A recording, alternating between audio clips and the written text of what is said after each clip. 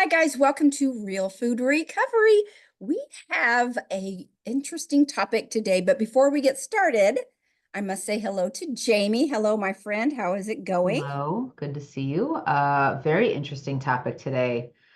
I really can't, it's one that I don't think is talked about enough in Uh-huh. recovery, the recovery world, and that is the ego trap. So, Paige, I'll turn it back over to you to dive in. Okay, yes, that is a very fascinating and transformative concept that can actually play a crucial role in our recovery. And Dr. Doug Lisle is the one who really is an expert that I relied on a lot for this. He is a renowned psychologist and co-author of The Pleasure Trap. His insights have helped countless individuals break free from the grips of unhealthy habits and addictions. So he is well versed and a good source for this type of thing. This topic affects millions of people worldwide, especially when ultra processed food addiction commingles and gets caught in the snares of perfectionism.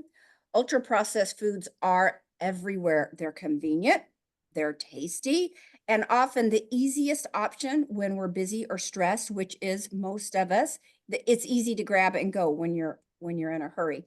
But these foods can create a cycle of addiction that can be incredibly difficult to break. So today we're going to explore how this addiction ties into the ego trap, the belief that you have to be perfect in order to succeed, and also how we can find a path forward that embraces the concept of progress over perfection, which really is difficult for so many of us. Yeah. So, before we talk about diving deeper into the ego and the ego trap, I want to just talk about what we mean by ultra processed foods. So these are foods that have been significantly altered from their original form. These often contain additives, preservatives, artificial ingredients. They're all manufactured in factories. They don't come from nature at all. These are foods our grandparents would not even recognize as food. And truly, um, I mean, I feel like when Paige and I are talking about our generation, the Gen X sort of boomer generation that we live in, but we say our grandparents wouldn't recognize these as food. True, but I also think grandparents of today's, Gen Z, Gen Y, millennial generations, they would not recognize most of these foods as food. So think about things like sugary cereal, fast food and soda, packaged snacks. They're designed to be hyper palatable. They trigger our brain's reward system. They make us crave more immediately. So why do we reach for these foods, even when we know they're not good for us? And it's often it can be the addiction cycle, right? The fact that these foods have highly addictive ingredients that cause a super normal stimulus of release of dopamine in the brain. And again, that could be related to just that dopamine, the want of dopamine that we have, that reward seeking in our brain, stress triggering that came from outside of us, from an emotional event or a stressful event, that is outside of our control, or just the habit of convenience or the habit of habit. It doesn't even need to be about convenience. It could just be because you sit down in front of the TV every night. You first go into the kitchen and get your ultra processed snack and eat it. And really, that's when we think about these habits and these things outside of us and these foods that are engineered to be addictive. That's when the ego trap starts to get really, really tricky. I agree. That's right. Because the ego trap is the idea that you have to be perfect in order to succeed. It's that little voice in your head that says, if you can't eat healthy all the time, why bother trying at all? This kind of all or nothing thinking is a significant barrier to overcoming this ultra processed food addiction. Or if you don't like the word addiction, you can just say the effects of ultra processed food. That perfectionism can lead to feelings of failure and inadequacy when we inevitably slip up. It's Yes. so difficult in our society when we're surrounded. By the way, you had mentioned things that foods that our grandparents don't recognize. Even now, it almost seems like they're creating more and more and more things Totally. in that are even less. It's just outrageous the things they're creating that Yeah. and they're selling. I Uh-huh. mean, every type of Dorito flavor you can think of, every type of Totally. Fruit Loop cereal flavor, I I mean, mean, you're a grandmother. Like, do you see food that your grandkids eat that you're like, what even is that? why are we doing that? Were you the one that told me they were coming up with like Dr. Pepper flavored not Cheerios, some type of cereal, No, but no. something outrageous like that. But so if you're caught in this cycle of addiction of eating these things, these feelings, if we slip up when we're surrounded by it, which is inevitable, these feelings can drive us right back to the comfort of ultra processed food, perpetuating this cycle of addiction because you're so upset and frustrated, and it's a way that we use to calm ourselves and Totally. numb ourselves basically. So the question becomes, how do we break free from this cycle? It starts with shifting our mindset from perfection to progress. Yeah, so if we break down exactly what we're dealing with when it comes to the ego trap begins with the whole term ego, right? It's the whole idea that we believe that something um, that we have this responsibility to achieve, or we set our or relate our worth to achievement, relate our worth to other outside expectations, relate our worth to others even, right? The whole keeping up with the Joneses kind of thing. It's that Hmm. whole idea that we are going after these high expectations. And it's set when individuals are, again, they could be praised for their ability, praised for achievements. They have an external or internal expectation of themselves, or an external expectation put on them by others. And this sort of sets that bar where they feel like either they have a limiting belief that is keeping them stuck in this trap, that they're not good enough, they won't receive love, they won't receive acceptance from others unless they're performing at a certain level in a certain way. So Hmm. that's the whole idea, where it can be really dangerous to be caught in the ego trap, because you don't even know that you're in it because you're so used to living in it. It is your belief system. It is your paradigm that you live in, and it gets, for many, I would say most of us, it gets created under the age of 10. That Hmm. that trap gets set under the age of 10, because we are totally impressionable. Hmm. From age 0 to 3, we're literally just recording devices. We have no thought, no discernment.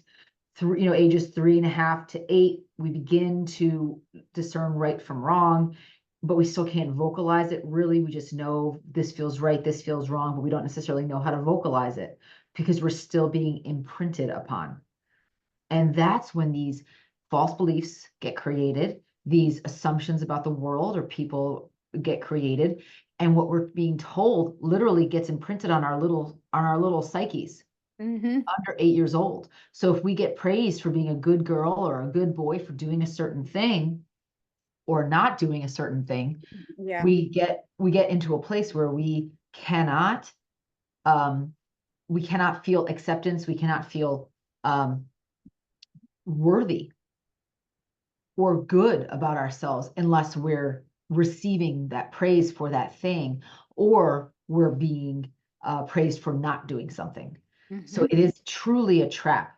And again, it can be set in childhood by well-intended, Right. very loving people, but they get set. And what happens is you begin to link your value as a human to the performance that you give around certain things. And in some people, it's all things. It Right. gets very performance minded. It's all things. If they're not performing well, they feel like they don't have worth. And- Yeah, very well said, which leads into the next point about the ego trap, and that is fear of failure. The fear of failure is not living up.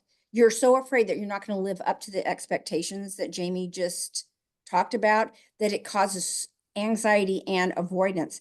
People actually may refrain from trying new things or pushing their limits to avoid potential embarrassment or the disappointment of failing. I lucked out in this area because I think for me, the anxiety comes, I do have anxiety of failure too, but it's so great that it's actually made me double down on everything I do with my efforts because I do not want to embarrass myself. I always want to be prepared. That anxiety of, not studying for a test, you have that dream, you can't remember your locker combination, or you haven't studied for a test, but that anxiety in me is so high that I go the extra mile on things, maybe sometimes more than I should, because then it's almost a self-protection mechanism because I know if I fail, I know I've given it all and there's nothing more that I could do. So it's almost like I've given myself a valid excuse. If I don't measure up, it's almost like I can truthfully rationalize it away and I can walk away with no regrets because of the efforts that I put into that, and that's how I keep my fragile ego safe, but that is the truth for me.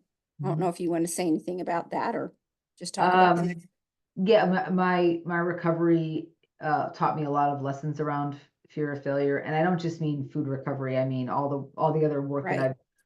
that I've done or been part of or been privy to in my spiritual recovery, in my emotional recovery. I've learned to let a lot of that fear of failure go, because it aligns with my spiritual beliefs about, if I'm failing, there's something to learn or there's something for me to let go of, right? Because I'm just reminded that I'm not God, um, and that I don't have control over the outcome. I can have control Mhm. over the effort, but I truly don't have control over the outcome. So Very well said. that helps me remember that, the fear you know, um, is taking me away from where I want to be spiritually, and that fear for me brings me right back into food cravings or old behaviors that Mhm, mhm. involved using food. Yep. And it might not happen today or tomorrow or next week, but it will happen eventually. Yep. Um, and I also know that when I can trust in a power greater than me, I'm able to feel, like, okay, I don't have all the big picture here. I just need to work for the power greater than me and work with that spiritual presence in mind. And I can let the rest of it go because I really don't know all of the other components that are in play that might affect what I do. Yeah. So I hope that that gives people some peace to know that it's not all on you, but there's probably a limiting belief that's been placed sometime at some point in your life that it is all on you, or that it Mhm. is Oh, your sure. responsibility to achieve or to make this work or not make it work, that it is your responsibility. And Mhm, it's just not true. Not for one individual, right? We're not God. mhm, So, um, the next thing we talk about is after fear of failure is avoidance and procrastination. And this is something that I used to do all the time. And sometimes I still procrastinate, and actually a dashboard light for me to dig into when I procrastinate on certain things.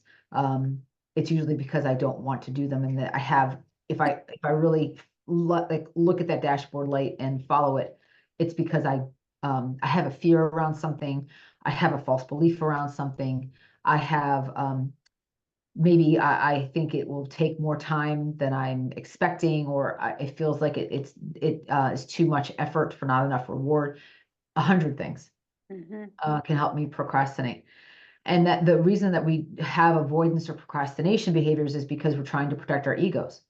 We might procrastinate, make excuses, or choose easier tasks that do not challenge us or risk our self-image.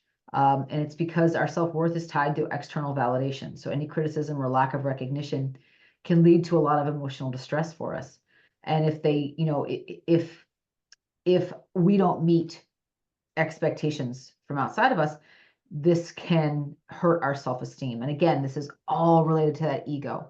And mhm, in the 12-step recovery work that I've done, they focus a lot on naming that ego, claiming that ego, mhm, um, getting comfortable with your ego, not because it's a wonderful thing, but because it really can take you down quickly, if you're not mindful of it running the show, so to speak. mhm.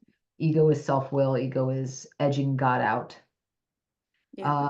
And it is when I am trying to run life and trying to um, control outcomes, and sometimes that looks like controlling or trying to control people. It never ends well for me. But Does but avoidance and procrastination is a way that I can try to control an outcome, it? and I've Hmm. definitely done it. Yeah. Interesting. And then the last, to sum it up, the last thing that we talk about is stagnation will set in if those other steps are in play. So over time, this avoidance leads to stagnation and missed opportunities for growth. And that's the sad part, right? Is that really we're harming ourselves and that it robs us from learning and personal development.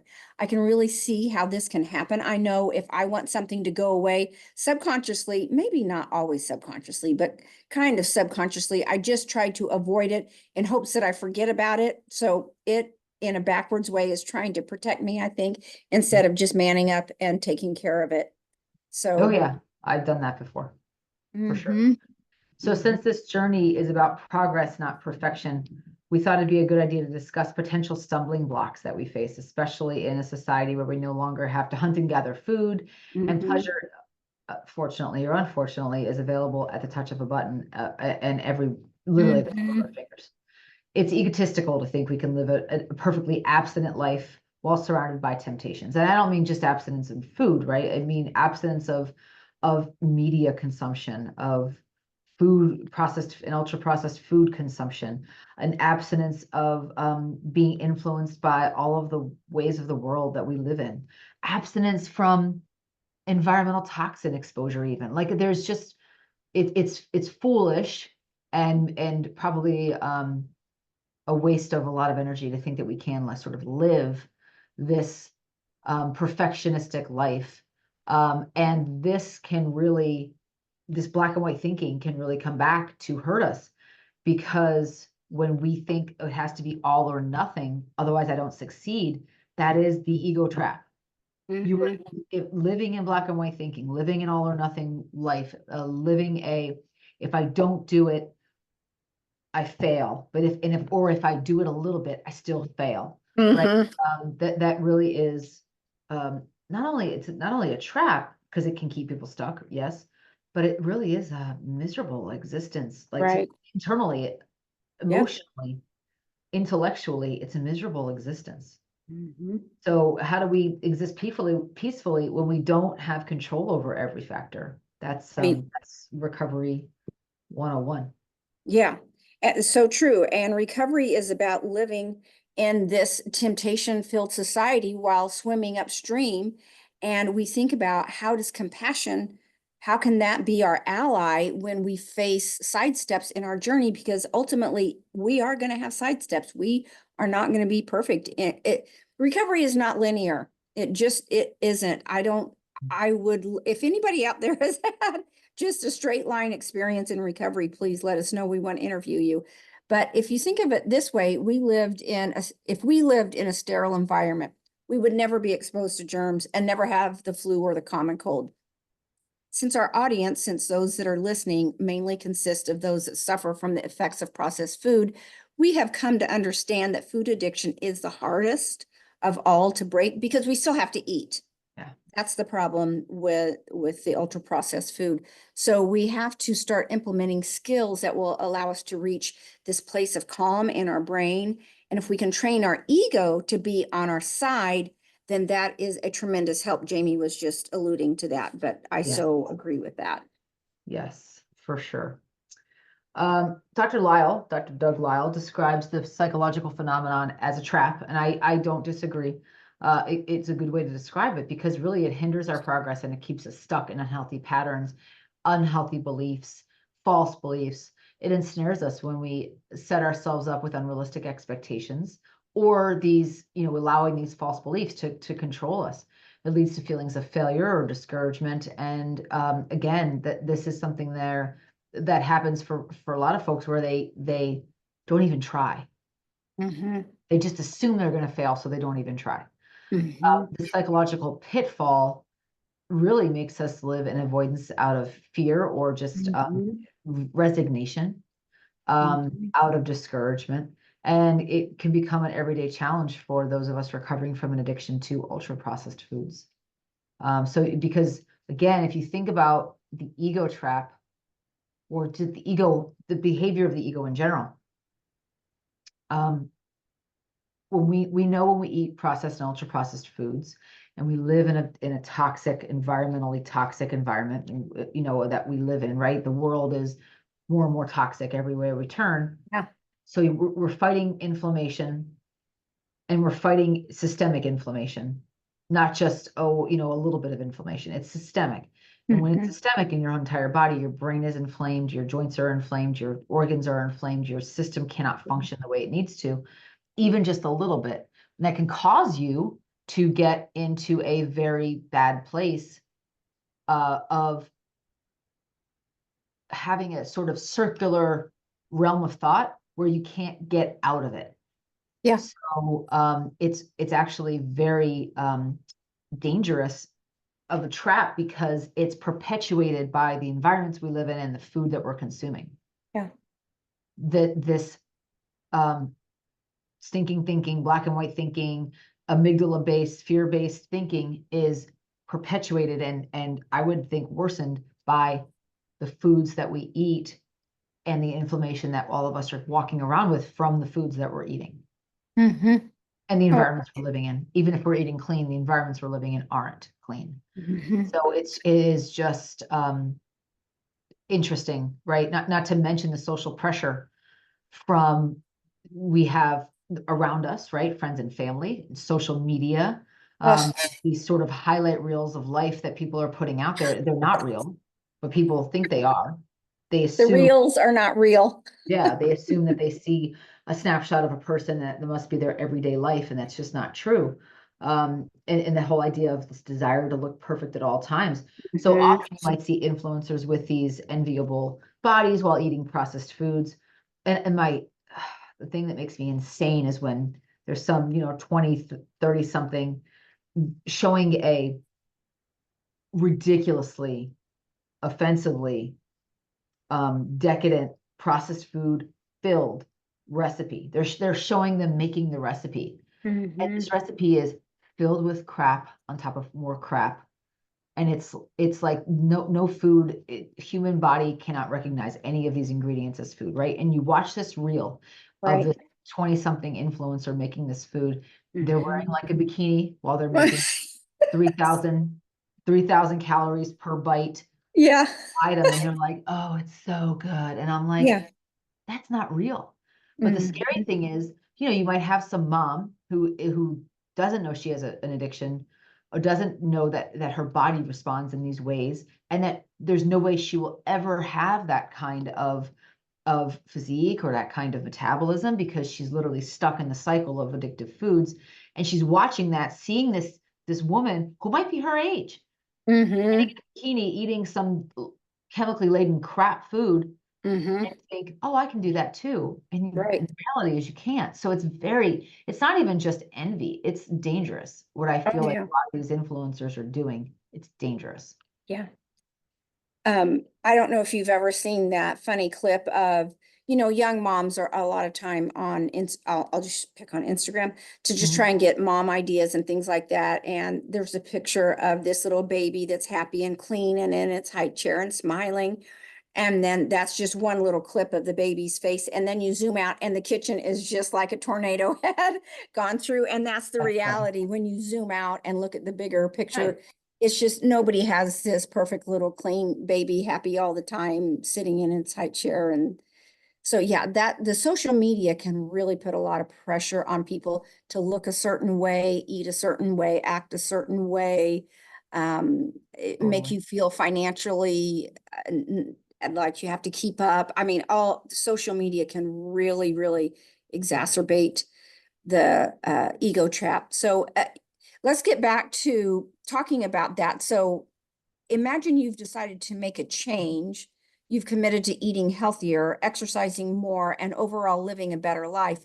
But somewhere along the way, you set the bar so high that it becomes nearly impossible to reach. And I think social media does influence those goals and that drive to be perfect or at least look perfect.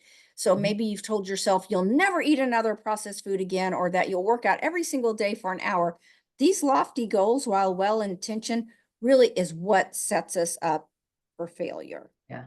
So Dr. Lyle explains that when we inevitably fall short of these expectations that we or others set on ourselves, our ego takes a hit. We feel inadequate, frustrated, and we may just, as he says, kick over the table and just say, screw it, I'm not going to do it. What's the point? Uh-huh. And this is the perfect example of the ego trap. The hands in the air, exasperatingly saying, Yeah. I'm giving up. I give up. Mhm. So how do we avoid this ego trap and still make meaningful progress on our recovery journey? And this is why we wanted to bring this topic in here, guys, because so many of us are caught in the ego trap and we don't know it. And it's not, guys, this is not a label. This is not a you're a bad person because you're in the ego trap. No, this is human psychology. Yeah. This is reality for just about everyone that I've ever met, including me, that we get stuck in this trap. It's very freeing to see that you're in it so that you can begin to work out of it. Oh, So that's Paige, a good point. talk about how you do that. Yeah. Yeah, that's a great point, Jamie. This is a gift to be able to recognize this. And these next few steps will help Mhm. pull us out of that and make our vision a little more clear 2020. So the first thing that you can do is start with setting realistic goals. That avoids setting yourself up for failure from the beginning.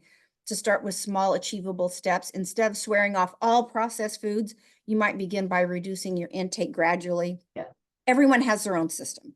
So right. whatever that looks like for you to succeed, you can celebrate each small victory. And as a side note, for me with sugar, I did have to cut that off cold turkey. I could not do that gradually because I if I would have stayed in it a little bit, it would have kept my cravings alive. And when you keep your cravings alive, then you keep your cravings alive. And Yeah. I couldn't afford that. So that did not work well for me. So when I started recovery 3.5 years ago, I knew I had the bandwidth to focus on sugar only because that was such a tremendous mountain in front of me. I did the best I could in all other areas. But when I went to like these big family gatherings and parties, I went in knowing I had one goal and one Yes. goal only. I had the strength to avoid the sugar, and that was it.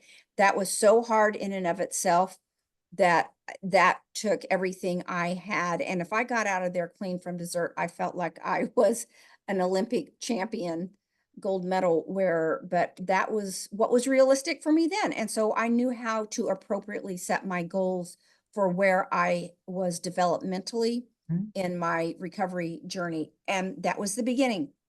But now the good news is, as you are longer in recovery, I can start focusing on other areas during these big celebration moments. Right. During everyday life, I don't have a problem because it's not just shoved in my face in that Right. celebratory Yeah. feel. And I'm pretty clean at all times because I like that to eat that way anyway. I know I feel better and I care about my health. But setting realistic goals is the first step to keeping yourself protected. Yeah. And the second thing we talk about around sort of overcoming the ego trap, or when you realize you're in it, getting out of it, because I don't know that we ever overcome it, but we can get better at recognizing it and getting out of it. And the second step is to focus on progress, not perfection. So this is a saying in the 12-step world in Alcoholics Anonymous since 1920 something for a reason, because it works. Yeah. Remember, it's not about being perfect, it's about making progress. If you slip up, don't beat yourself up, acknowledge it, learn from it, and move on. Every move you make toward reducing your reliance on ultra processed foods is an advancement towards health. And it's not only about weight, guys. God, it's not only about weight. I learned so much Mhm. about that in the last few months. Recovery is a journey, not a destination, and it's okay to have setbacks. You're going to have setbacks. What matters is that you're moving forward, even if it's one step at a time. And we must remember to emphasize the importance of effort and learning, right? Learning from the journey rather than focusing on the results only. Like there is no destination. There's really only the journey along the way. And this is something that I've been working with Paige for months on, regarding my own, recovery journey, having the rug pulled out from under me health wise, due to some toxic exposure, and processed foods that I was consuming during this toxic exposure period that I didn't realize were just compounding a really bad situation and yeah. making it worse. Yeah. And my body was going through a major hormonal change due to the environment and due to just hormones and phases of life. And this perfect storm came together and totally pulled the rug out from under my recovery in every, and I mean every way, psychologically, emotionally, physically, spiritually. Um, in all of my systems began to shut down or to underfunction. And I'm just talking about my lymph system, my kidneys, my liver, my spleen, my gut, my brain, all of my systems were coming offline and under functioning because of the toxic load on them. And when you have all these things that you rely on that you don't even realize you're relying on, the organs to keep you living well and feeling well, all of a sudden go offline or under function, you begin to feel really bad really fast, and you don't know why. And so you do have to focus on not only the progress of getting better, but also the progress of seeing like, okay, I'm not progressing, I'm degressing now, and I need to figure out what's going on because I don't feel as good as I felt before. Yeah. And then when you start to uncover what's going on, and for me it was related to mold toxicity and hormone changes in midlife, I had to keep making progress towards finding a practitioner, finding solutions that would help. And when I started treating, at first I started treating the symptoms, making progress on treating symptoms. Symptoms for me were brain fog and forgetfulness, all the way to irritability, to weight gain, to I developed lipedema in my lower body, where I would get so swollen in my lower body very quickly after certain meals or the day after a certain meal. And these were clean foods, and I could not figure out what was going on, but I had major inflammation responses, swings throughout my day or my week. And if you added hormones on top of that, right, hormones of life on top of that, it was even worse. So I had to, when I started to heal, I had to realize that at first it was about removing some things and making progress with my food. And then it was, as I continued to find my way, it was finding progress, making slow, methodical progress every day and doing the little things that I was being told to do by my doctors and being told to do by my physical therapist, and putting it all together in a way that felt like I was making little progresses every day. And, a few now, 2 months into the process of healing, I'm noticing that the progress is a lot of times about I'm failing. I'm having little failures or little lessons along the way. With things that I've been told will work well, don't work well for me. And if I stopped and I let myself get caught in the ego trap and kicked over the table, as Dr. Lyle says, and forget it, I'm just going to stop doing this, I would be 8 steps behind where I am. Yeah. So I look at my little failures and my little lessons as, hey, that didn't work for me, but I'm still going to keep going. Another perfect example of it is pulling out. I had to pull out another group of foods that every single textbook and every single language around the world would say is a healthy food. And for me, it was actually causing an inflammatory response in my body right now. So that had to go. And it's a food that not one person on this planet would ever say is unhealthy. But for me, my body was not agreeing with it. And as soon as I pulled it out, the inflammation response, was toward healing was incredibly fast. So it really is about, if I thought about it as perfectionism, I never would have stopped and thought, well, what else is possible? What else can I do to make progress here? Let me just try this. I didn't get attached to the outcome. I just tried it. And I couldn't believe the progress that it made. So trial and error is all part of it. And there's no failure. There really is no failure. There's just feedback. Yeah, I love that. I love that. Thank you for sharing that. That's very insightful. And you're a great example of the progress over perfection with some of the health challenges you've faced. So the next thing that we need to do is look at self-compassion, be kind to ourselves, understand that changing deeply ingrained habits takes time and effort. Treat yourself with the same compassion you would offer to a friend in a similar situation. I have found the hardest person to be kind to is myself. I am brutal when it comes to judgment, and I would never treat anyone else that way. It's natural for me to focus on all the things that I did wrong. That comes very easily for me. And it's been a real effort for me to reframe and look at the things I do right. So, embracing failure as feedback always allows us to view failures as opportunities for growth and learning rather than reflections of personal work. We were working with someone who had several family trips over a 3-month period of time.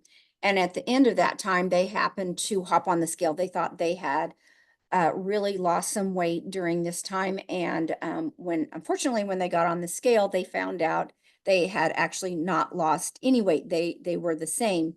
They were upset at first because, everybody wants to progress in that area. So they brought that in and we talked about it. And when we looked at the situation truthfully and honestly, we concluded that this person had many temptations over all of that travel. And when we look back at it, there were just a few off track days. So taking the approach that these off days were contained to days or even meals versus week-long binges, it was easier to see the progress in that way versus on the scale. And actually, when we talked about it and pointed that out compared to a year ago when they did not do so well, they were actually grateful for that Yeah. experience, that there was not a lot of weight gained. I know we don't talk about weight, but that is realistically a little bit of a measure.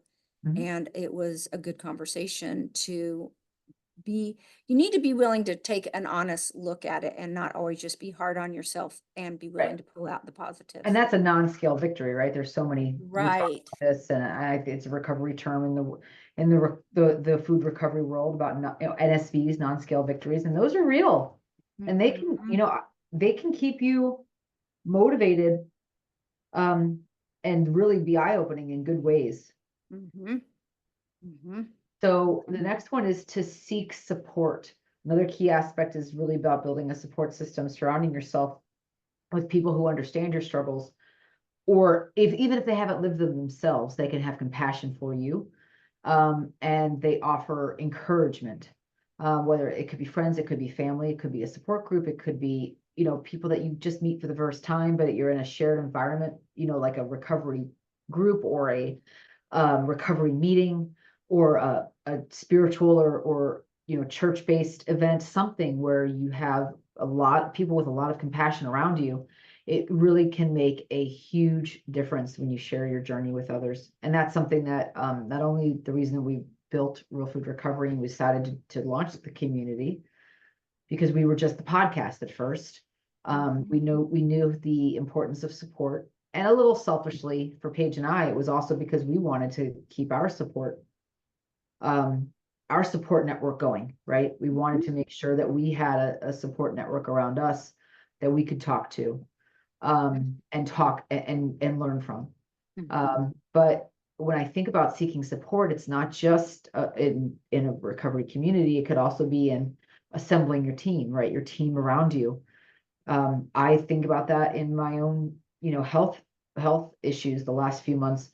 I knew I had to assemble a team. Years and years ago, 16 years ago, I assembled a team around me when I began to lose weight, and now here I was faced with another health crisis, that was about so much more than just the weight, so much Mhm. more. I knew I had to assemble a team around me, so I began to do that spiritually and physically and emotionally, and then talked to certain people in my life, asking for their support and for their help while I figured this out. And it was a game changer. Yeah. Yeah, I agree. Yeah, support. I love Vera's Tarman's phrase in recovery. You've got to have support. That's her number one piece of advice. She said, if you could do it on your own, you would have, but you haven't by Yep. now. So you got to have support. So the next one is mindfulness and reflection. Mindfulness is another essential tool It helps you to pay attention to your eating habits and the emotions that drive them. Yeah. You have to ask yourself, are you reaching for that bag of chips because you're hungry or because you're stressed or bored? You've heard that Halt saying, hungry, angry, lonely, tired. Words Is to live by. those are all emotional responses.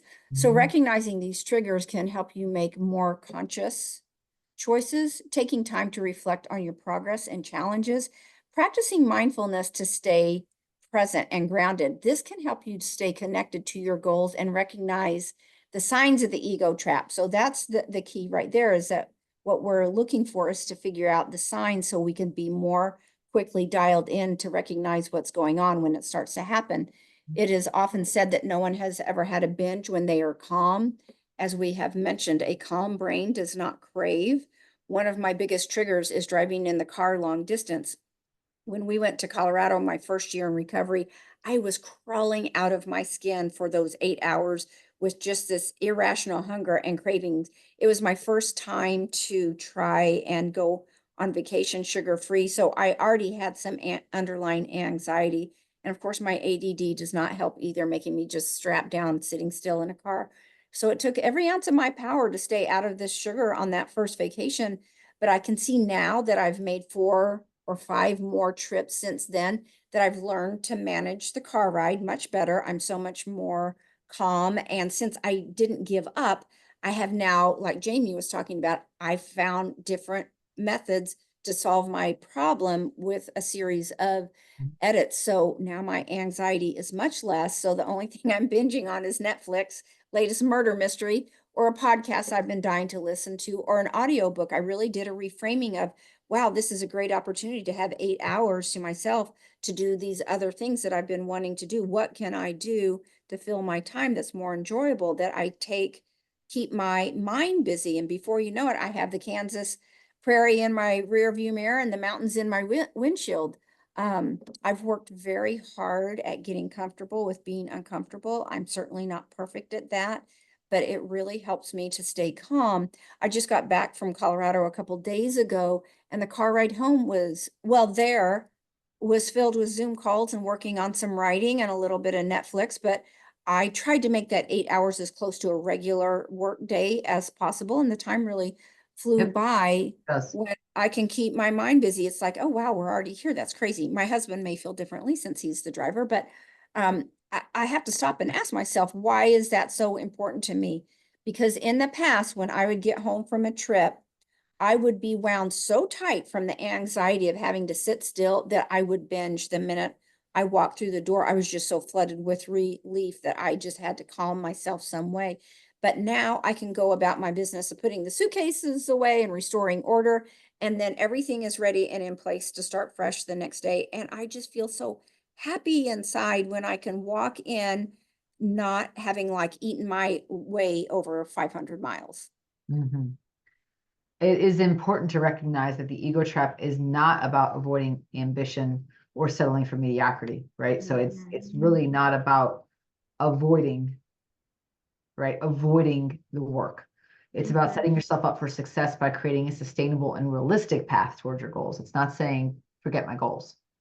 And understanding and avoiding the ego trap, or understanding and sort of being aware of the ego trap, you really can make steady progress in your recovery, whatever that recovery is from, right? And Mhm. without the added burden of unnecessary guilt or discouragement or negative self-talk. And again, Dr. Doug Lisle suggests that to overcome the ego trap, it's important to focus on effort rather than outcome, Mhm. embracing challenges as opportunities for growth, and accepting that failure is a natural part of the learning process. Yeah. This mindset shift can help individuals break free from the constraints of their ego and pursue their goals more effectively. That is very true. This is our third cohort in my day job. I coach these young professionals. They're three young people that come right out of graduate school and go into a healthcare administrative fellowship, which essentially is, it's not medical, it's not clinical, but it's an operations fellowship for healthcare. And these people, young people, come in every year and they're just full of expectations on Mhm. themselves and of the program, and never have I gone through a coach, and I coach each of them every month. I've never gone through a coaching session with one of them at least once a year that I'll say to them, you're focusing on outcomes, just focus on effort. And every time I do that, they feel and they get genuinely better, because they're able to see that they really don't have control over the outcome, because there's so many other factors that can affect it. And but when you're in grad school and undergrad and going through your school years, you get used to focusing on outcome, because you're taught that effort equals outcome. You're taught that in school. The effort you put in directly is proportionate to the outcome you receive. Mm-hmm. But in the real world, that is not true, because Mm-hmm. there's so many, especially in a business, there's so many factors that play on the outcomes of anyone's particular effort. But they can get caught in that ego trap. They can get just very easily discouraged. And I try to remind them that, hey, take the ego out of this. Yeah. Just focus on the process and let the rest go, and you'll be a lot happier along the way. And every time they learn that, and they talk about that after the program is over, they talk about it and say that that's a big lesson that they learned. Yeah. Yeah, great point. And that ties into the fact that it's no surprise that people caught in the ego trap rely heavily on that external validation to feel good about themselves. They Mhm. constantly may seek approval, praise, and recognition from others. I think that's part of being human too, a little bit. Mhm. But the more one relies on external validation, the more they need it to feel good. And that creates a cycle that can be hard to break. I had to laugh at myself when I was thinking about this external validation and the idea of not settling for mediocrity. I've mentioned before that I play tennis on Friday mornings with my friend Jennifer. And recently our club was under some construction and doing some remodeling. So they had to move the spin class temporarily to a room where it overlooked the tennis courts where we were playing. So typically, if I know a ball is out of my reach, or if I think it's out of my reach, I am not going to go kill myself to get it. But now that I had this audience, I had someone watching me, and I'm thinking, I'm going to go get a few of those attaboys for my big efforts. If they can see that I'm really sprinting to get something tough, people are going to be very, very, what's the word? Just they're going to be in deep admiration of me and my mad tennis skills. That's a joke, but it definitely puts a little pep in my step if I knew someone was watching. I obviously was no longer playing tennis. I was playing feed my ego, right? So That's human. That's human. yeah, human. Yeah, that ego had a little bit more flair and a little bit more energy to go after shots that, quite frankly, I would not normally go for. I'd usually go, nah, it's too hard. I'm not going to go do that. So, but guess what? I did get a few of those, certainly not all of them, but had no one been watching me, I would have had little investment in Mhm. getting the point. There wasn't a payoff in it. So the risk of pulling a muscle would not have been worth it on those short sprints. So I would have simply lollygagged my way for the game per usual. But my needy ego was placing a much bigger emphasis on praise and feedback from strangers than simply focusing on the pride coming internally, knowing I'd done a good job or increased my skill level at the game. And now that the construction is over, the cycle class has moved back to where it was. My game has reverted back to its mediocre level again. And I'm just there to have fun and not stress. So I'm in enjoyment mode on the court. And quite frankly, I'm just there to have fun and socialize. But Yeah. it's too hard to keep up that show. It's so much easier just to be my lazy self and just be there to have a relaxed, enjoyable time. But the big takeaway for me was how easily I was influenced and got caught up in relying on those outside factors to give me feedback as Mhm. to whether I was good or bad versus solely doing an internal inventory of how I felt about myself and making the necessary changes needed. Jamie, have you ever found yourself Oh yeah. sucked Yeah, it's into human. that? It's absolutely human. And I've done it in probably 100 different ways throughout my life, especially because I was um, raised with a belief, and it was constantly reinforced that I wasn't good enough for the way I looked or the way I acted or the way that I thought even. Mhm. So yeah, it's for sure. I think the more that you get taught those false beliefs, or they get modeled for you, the more you internalize them, the more that you'll strive to get out external validation. It's very human. But I think the freedom comes from when you realize that you don't need it, and that you can just be there and have a good time, hit some balls, and hang out with your friend and enjoy the day, instead of feeling like it's like you said, you've got to work for it, to work for Mhm. your dinner, so to speak. Yeah. Um, so as we wrap up here, when we talk about breaking free from the effects of ultra processed foods, it is a journey. It is worth the effort, and there is really truly the outcomes are bigger than you can imagine. It certainly is more is bigger than a number on a scale, or a number on a tape measure, or a size in your pants. But the outcome is that we get the outcomes we realize are so much bigger than us even. They're about the effects we have on others, the way that we show up in the world, and you know, how we live our lives away from this pull towards using these foods for ease and comfort. Yeah. So by letting go of the need to be perfect, we can focus on progress. And that really is that's the journey. And that creates that positive change in your life that really lasts. So every small step that you take is progress, and it's a win. And you can find out more about the process of progress at Real Food Recovery for You, number 4, letter U.com. So realfoodrecoveryforyou.com. And we hope to see you there. Thanks, guys.